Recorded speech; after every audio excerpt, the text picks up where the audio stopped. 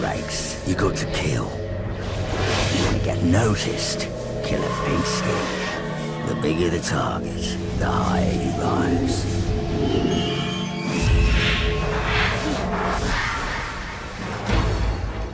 Middle-earth Shadow of War is a game that's not afraid to take risks. One of the first people you meet is a mysterious, scantily clad, dark-haired woman who you soon learn is a version of the giant spider creature Shelob. It's a choice that fans of the Lord of the Rings lore will have trouble embracing, but it represents the attitude of the entire Shadow of War experience. It's off-putting in the beginning, the ending is disappointing, but seeing how they can explain it all is an exciting ride. The game's best moments come almost entirely from interacting with orcs.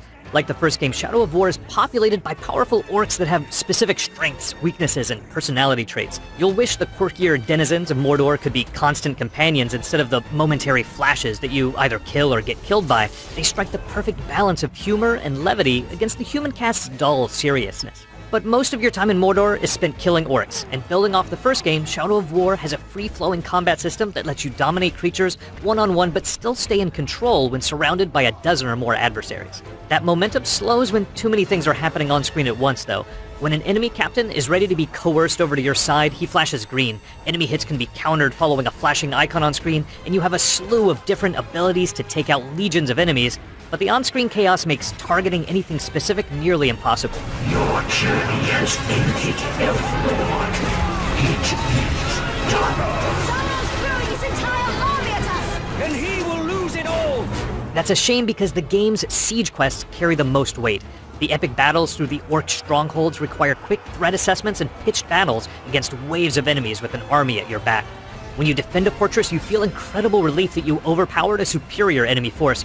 And when you're attacking, the final entrance into the main hall of a fortress's leader feels as reverent and grand as walking into a towering cathedral in real life. I rejected you once already, and now you and your friends want to move in? Well, let's see whether you're worthy.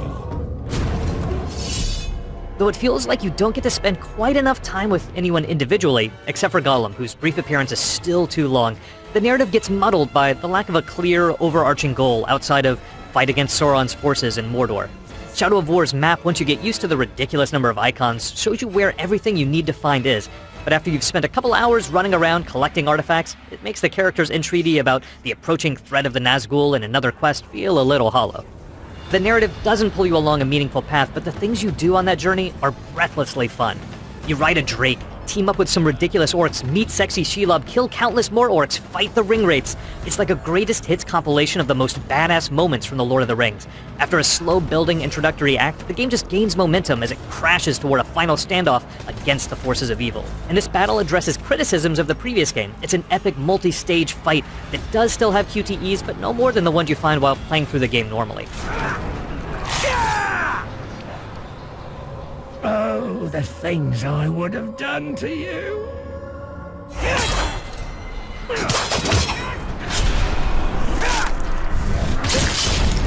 But that battle isn't the end of the game. Bafflingly, Shadow of War continues on, its momentum drained by what feels like an epic climax that descends into a boring slog.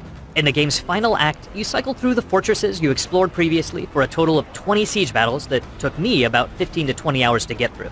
The story stops pulling you along, and there are no narrative characters to keep you company or explain why it's important to tackle the defense missions in the order you do. It's an entire section that feels like it should have been cut, along with a few other new systems that Shadow of War, to varying degrees of success, tries to incorporate.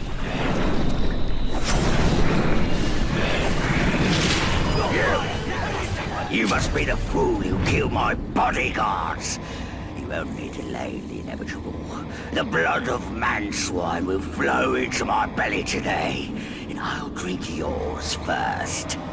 Like almost every item and orc in the game has some type of associated rarity, and with the higher rarity comes more abilities. For orcs, that means they have additional, more powerful attributes that aren't available to common orcs.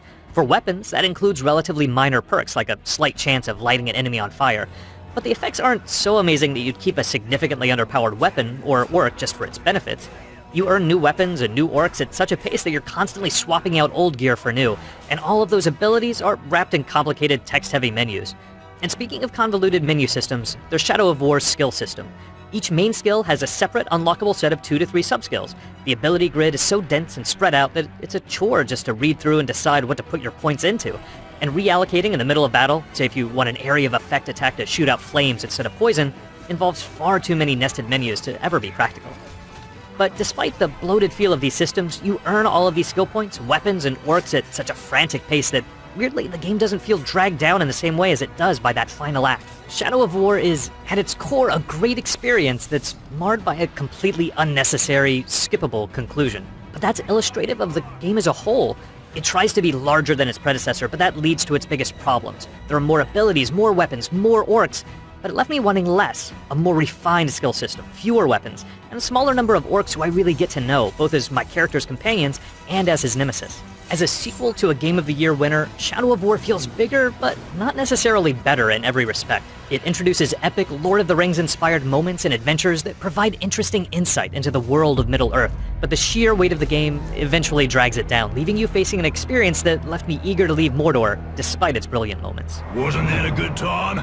Grog was drunk, laughs were had, blood was shed, and Grog was drunk. Ah, there's no fight like a pit.